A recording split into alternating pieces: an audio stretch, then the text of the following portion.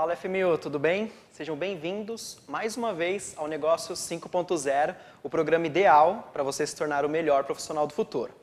Vamos se atualizar? Hoje é dia de saber sobre inteligência interartificial. Que as máquinas vieram para transformar o mundo que conhecemos hoje não é novidade para ninguém. E no meio disso, eis que surge uma nova habilidade, conhecida como inteligência interartificial, que é a capacidade humana de relacionar-se com a tecnologia e compreender o impacto dela em nossa sociedade. Uma pesquisa realizada pelo LinkedIn aponta que a geração Z, nascida em meados da década de 90, terá um impacto fundamental nesse cenário. Ela representa o futuro do mercado de trabalho e está impulsionando diretamente essa tendência tecnológica. O especialista em criatividade e palestrante, Murilo Gun, apresentou uma pesquisa onde até 2030 existirão carreiras que irão exigir muito mais dessa competência, além de criatividade e flexibilidade para acompanhar esse segmento. De acordo com o relatório do Fórum Econômico Mundial, 50% de todos os profissionais já formados precisarão se requalificar nos próximos anos. O avanço da robótica no Brasil está acontecendo, e um dado coletado pelo Instituto Federal registrou que mais de 81% dos alunos a robótica facilita na aprendizagem e interações tecnológicas. Tenho quase certeza, mas assim como eu, você já se perguntou se perderia seu emprego para automação tecnológica, para robôs? Pode soar assustador, mas a resposta é sim. Para que você, assim como eu, não fique para trás, é preciso estar disposto e disposta a se adaptar e, principalmente, ter um mindset aberto e disposto a desenvolver essa competência. Como curiosa que sou, te convido a descobrir mais sobre esse tema. Para entendermos melhor sobre esse assunto, eu vou chamar o Henrique, que vai entrevistar o nosso querido Felipe Siqueira. Emily, muito obrigado. Agora vamos estar falando com ele, professor Felipe. Seja bem-vindo. Obrigado por ter aceito o convite. Agora vamos falar um pouquinho mais sobre inteligência interartificial. E eu já te mando aqui uma pergunta decisiva. Gostaria que o senhor explicasse um pouquinho para a gente o que é inteligência interartificial e por que quem está do outro lado da tela precisa querer saber um pouquinho mais disso. Inteligência interartificial é a habilidade de compreensão das tecnologias, e aí quando a gente fala de tecnologia, a gente está falando de inteligência artificial, robótica, big data, ou seja, de um conglomerado de tecnologias para a potencialização da capacidade humana. Quem está do outro lado da tela precisa saber de inteligência interartificial, porque a gente tem 3 tipos de inteligências hoje necessárias para que a gente dê conta do mundo e do futuro. Uma delas é a inteligência interartificial, mas nós temos outras 2, que é a inteligência interpessoal, que é a minha capacidade de se relacionar com o outro, e a minha inteligência intrapessoal, que é a minha capacidade de me relacionar comigo mesmo. Então, eu preciso dominar essas 3 competências para que eu dê conta do mundo futuro. Perfeito. Espero que seja um pouco mais claro a partir de agora, um pouco mais sobre essa questão. Eu já te mostro aqui também um segundo tópico bastante curioso. A questão tecnológica sempre está progredindo, sempre está evoluindo. Na sua opinião, hoje, atualmente, as pessoas que infelizmente não estão acompanhando esses avanços tecnológicos, vão conseguir se manter no mercado de trabalho ou estamos longe de ter essa resposta? O primeiro estudo sobre tecnologia, ele foi publicado em 1959. Só para a gente ter uma noção de que tecnologia, a engenharia que envolve toda a questão de tecnologia, ela já é algo que vem estudada há muito tempo. Então, essa ideia de que a gente não consome ou não usufrui de tecnologia, ela não existe. A gente consome tecnologia a partir do momento que a gente faz uso de redes sociais, usa aplicativos de mobilidade, paga a conta do banco via celular, interage com chatbot. Então, a gente já interage com essas tecnologias. O que a gente precisa compreender é que nós precisamos entender cada vez mais como alimentar essas tecnologias e manipulá-las, para que elas nos dê vazão para que a gente desenvolva as nossas capacidades humanas que as tecnologias não conseguem suprir. Perfeito. Ótima resposta, muito obrigado. E como podemos usar a tecnologia para ampliar o nosso potencial e não se sentir intimidado por essa tecnologia? Bom, hoje, uma pesquisa recente da Infomoney, ela diz que de uma 10 pessoas, 7 optam por uso de inteligência artificial para coisas de rotina. Como eu disse, pagar conta, assistir um streaming na TV. Então, essa tendência, ela já faz parte da forma com que a gente interage, né? A forma com que a gente compartilha coisas. O que muda é que o avanço da tecnologia, ele vai proporcionar com que cada vez mais as tecnologias simulem coisas que são feitas por humanos. Essas simulações que aproximam análises de tomadas de decisões e compartilhamentos de informações, elas vão permitir com que a gente faça outras coisas. Então, hoje, o ser humano tem capacidade de fazer análises, de fazer leituras, mas a tecnologia ela consegue agilizar isso num nível extra-humano. Então, o que acontece com isso? Não é que a tecnologia vai tomar os nossos empregos e a gente vai ficar, enfim, refém da tecnologia. É que elas vão cada vez mais simular as nossas capacidades, as capacidades humanas, e fazer com que nós tenhamos mais probabilidade de trabalharmos criatividade e outras coisas que a máquina não vai conseguir fazer. Perfeito. Muito obrigado pela resposta. Eu acho que agora começa a ficar um pouco mais claro a questão sobre esse tema, além das notícias que você acabou de visualizar. Eu gostaria também de te perguntar e fazer jus ao nome do programa. Ao seu ver, quais são os impactos que essas novas tecnologias estão trazendo para a sociedade? Bom, é difícil falar novas porque surgem tecnologias a todo momento, então a tecnologia de hoje ela não vai ser mais nova amanhã. E a gente tem alguns níveis para entender tecnologia. A gente tem machine learning, que é o tipo de tecnologia onde a gente aprende, a própria máquina, o próprio robô, o próprio sistema, ele aprende sozinho. É que nem quando a gente assiste Netflix e o sistema vai aprendendo o que a gente gosta e vai selecionando ali os filmes que a gente, enfim, que a gente curte. E aí a gente tem, isso é machine learning. A gente tem deep learning, que é uma aprendizagem profunda, que é quando os sistemas ou os robôs eles precisam ser alimentados de dados para que eles consigam interagir com simulações humanas, como, por exemplo, softwares de atendimento, que quanto mais são alimentados de informações, mais eles conseguem cruzar e ajudar as pessoas a tomarem decisões e facilitar ali interações que antes eram só interações humanas e hoje são interações com máquinas. E a gente tem também uma categoria de processamentos de lógicas naturais, que é quando a tecnologia ela consegue entender comportamento de multidões. Então, é onde o uso da rede social ele acontece com bastante frequência nesse tipo de tecnologia, esse tipo de abordagem, porque faz com que as empresas consigam entender, por exemplo, o que as pessoas gostam mais de consumir, o que elas gostam menos, né, quais são os assuntos que mais atraem essas pessoas e, com isso, gerarem estratégias de venda e tudo mais.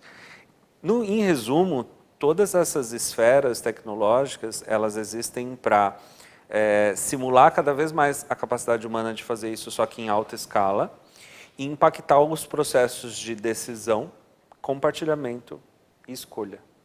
Perfeito, olha que legal.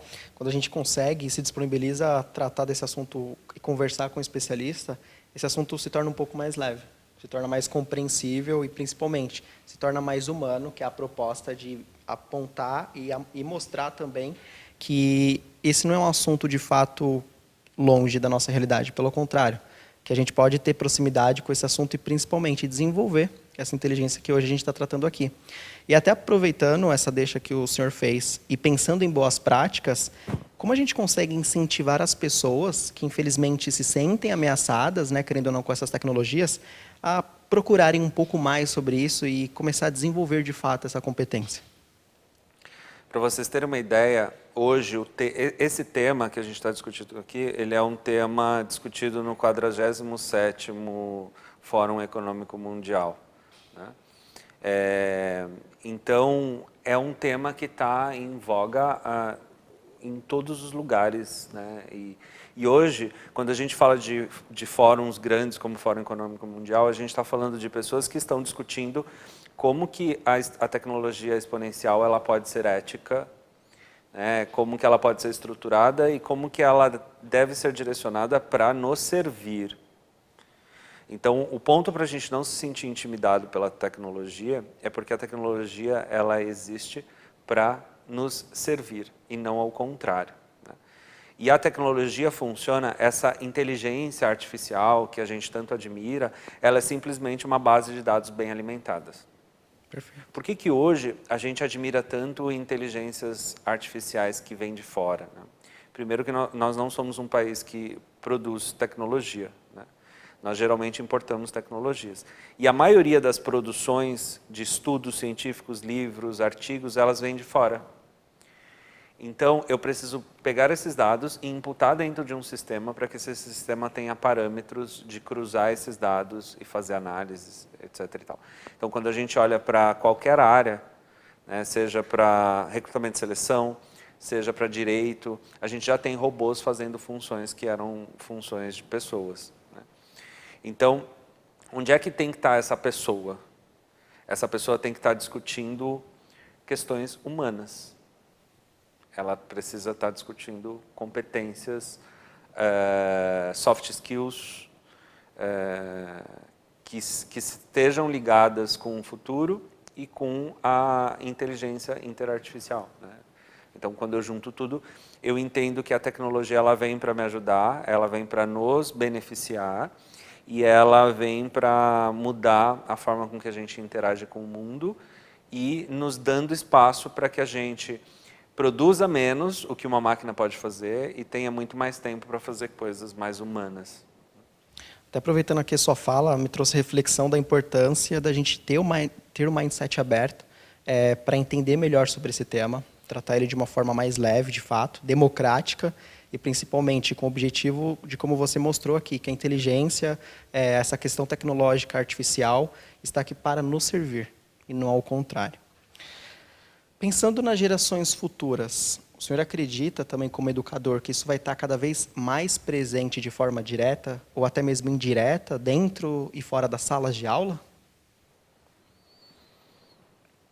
Eu acho essa pergunta bastante complexa, mas acho que o ponto para a gente aprender é que até os 7 anos de idade, o nosso corpo está em formação. Né? Então, há cerca dos 7 anos de idade, nós somos um receptáculo para receber essas informações. E a geração alfa ela já nasce conectada. Né? Então, ela já nasce dentro do mundo tecnológico. O que a gente precisa fazer é buscar um ponto de equilíbrio e preservar essas duas coisas. Para a gente que já cresceu e que já está na faculdade, que já está fora, a gente tem que resgatar os nossos potenciais e os nossos valores mais humanos, né? Como a criatividade, a inteligência emocional e por aí vai. E para as nossas crianças que estão nascendo, a gente precisa preservar que elas tenham espaço para aprenderem coisas que não sejam necessariamente tecnológicas, mas que vão dar para elas o equilíbrio que elas precisam. Sensacional. Trazendo aqui para a gente concluir o nosso encontro de hoje, e aproveitando também que é o nosso último episódio dessa primeira temporada, qual é o recado final que o senhor deixa partindo da reflexão sobre esse tema para quem está lá do outro lado? A gente se preocupa muito com o futuro. E eu acho que isso é muito válido porque o futuro é onde a gente vai viver o resto das nossas vidas. Né?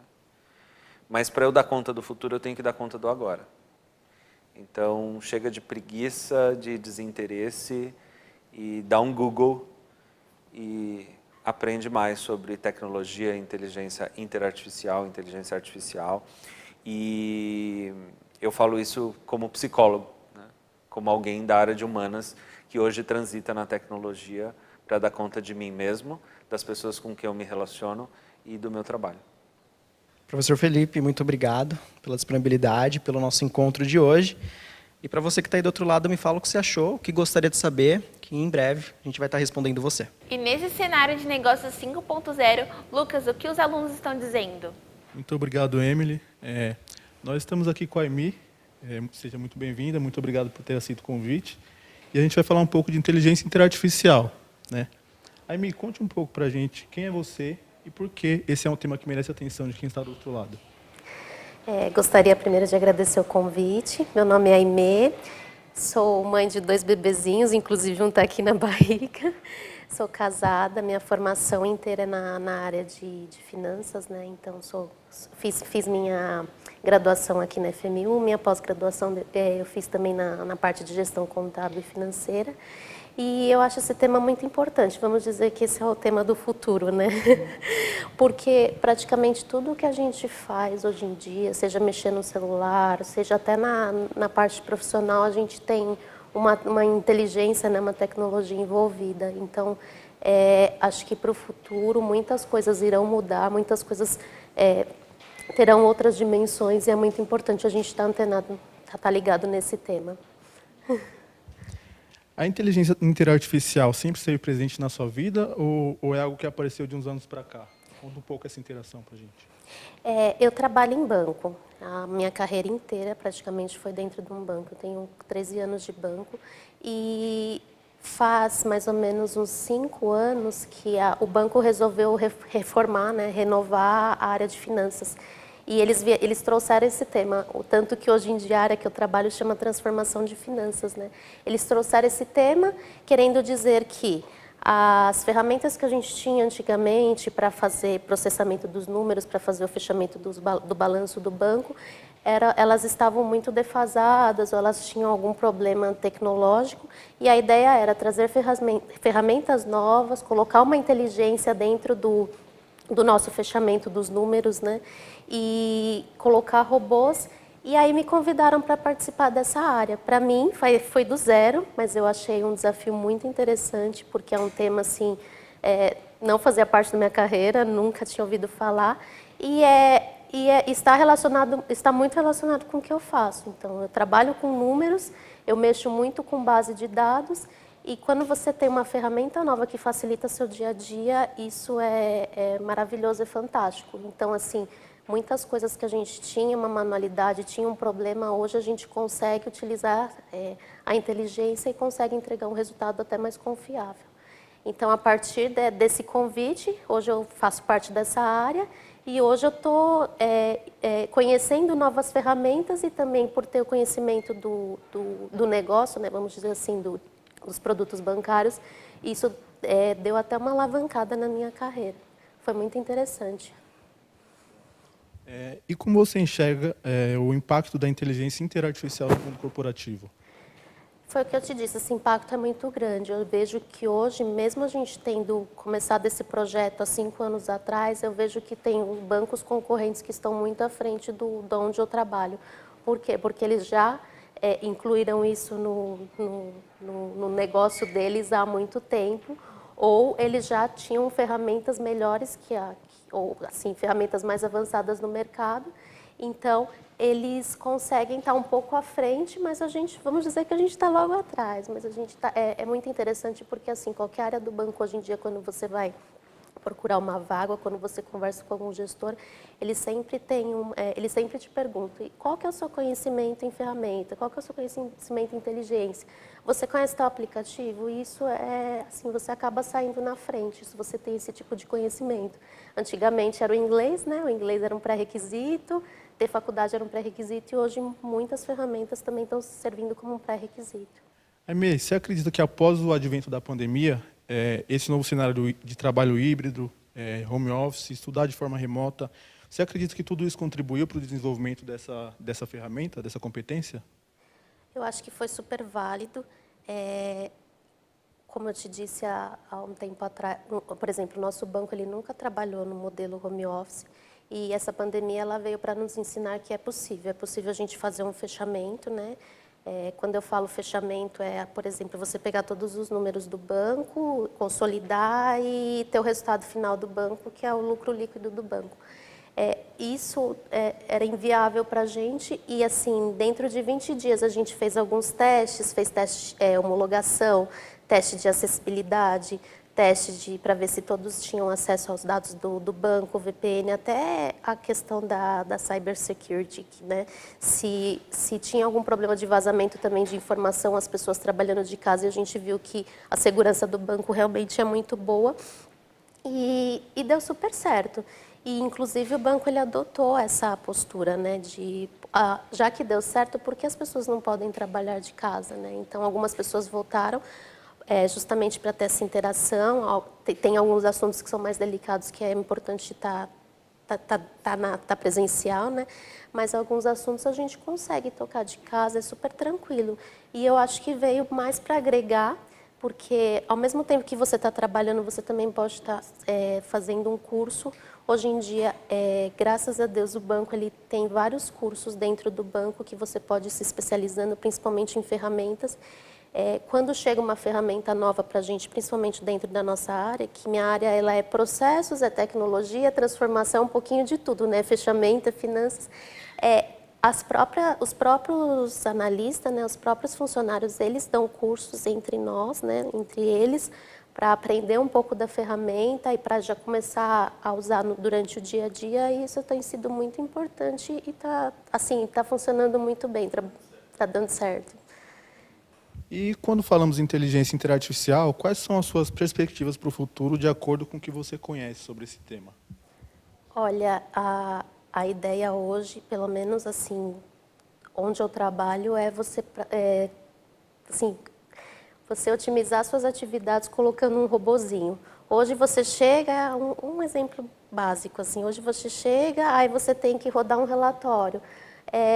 Por que você não coloca um robô, já programa um robô, que o robô já, nesse tal, por exemplo, 9 horas da manhã, ele já roda o relatório para você, e quando você entrar mesmo, você não perde tempo rodando o relatório, e você já chega e já pode executar as suas atividades.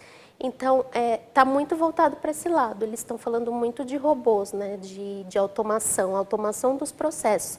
Você deixar de fazer atividades manuais que consomem o seu tempo para você automatizar as suas atividades e fazer trabalhos que geram mais valor para o banco, né? Que trazem mais rentabilidade e também que agreguem no seu conhecimento, né? Você pode conhecer atividades novas, você pode dedicar o seu tempo em análises mais precisas,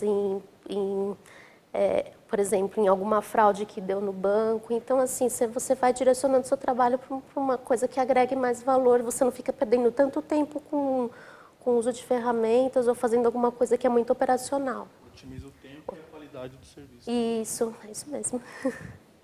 Agora, eu queria que você nos contasse alguma situação desafiadora que você já passou e como que você sobressaiu dela com o uso da tecnologia. Eu acho que o nosso maior desafio mesmo foi essa questão do fechamento que eu te falei, o fechamento remoto, porque em 20 dias a gente teve que fazer uma base de testes. Pensa num projeto, assim, então a gente teve que ter um cronograma apertado.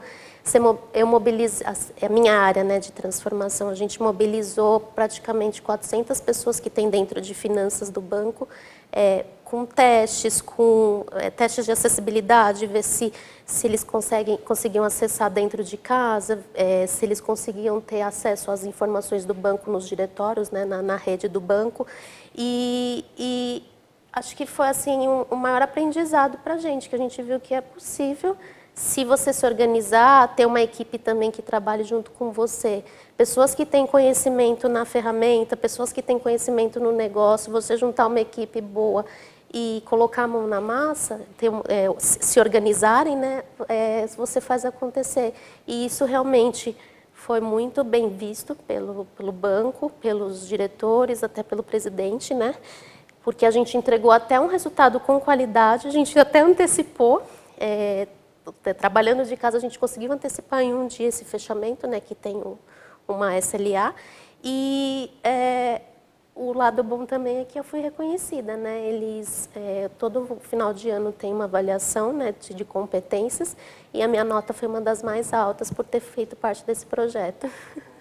Obrigada. E quais são as suas dicas ou recomendações para quem desconhecia sobre esse assunto e, assim como você um dia, né, e que hoje tem mais interesse nesse tema? É um tema, assim, que a internet está aí para isso, né? A gente tem aplicativos, até no celular hoje você pega esses aplicativos, um exemplo do iPhone, tem a Siri. A Siri é uma inteligência artificial. Eu acho que, quando eu falei que o meu chefe me inspira por ele ser curioso, eu acho que a gente tem que ter essa curiosidade e ir buscando até se aperfeiçoar profissionalmente. Então, assim, qual que é a tendência de hoje? Hoje se fala muito em inteligência artificial, Mas as pessoas, interartificial, as pessoas sabem realmente o que é isso? Sabe para que ela é utilizada? Então, às vezes fica muito, eu já ouvi falar, mas eu não sei. Então, acho que teria que ter essa curiosidade, pelo menos para entender o que é ou o que faz. E, assim, dependendo da área que você escolher, né? Eu escolhi a área financeira. A área financeira você mexe muito com números, muito com dados, então, para mim é essencial. Tem que estar no meu dia a dia, mas dependendo da área que a pessoa escolher, eu acho que você tem outras ferramentas no mercado, mas você precisa saber o que tem disponível no mercado até para você não ficar para trás, realmente. Entendi. Bom, Aimee, eu queria te agradecer por essa participação, tá? Muito boa a nossa troca de ideia aqui. E... Obrigado. Eu que agradeço a oportunidade, foi muito bom. Obrigada, gente. Queria te agradecer por ter nos acompanhado ao longo desses 6 episódios. E se você chegou até aqui sem vê-los, eu te convido a assisti-los. Se permita ser um dos melhores profissionais do futuro. E assim encerramos nosso episódio de hoje. Obrigada pela atenção e companhia. Nos ajude a chegar em outros profissionais. #compartilha e até a próxima.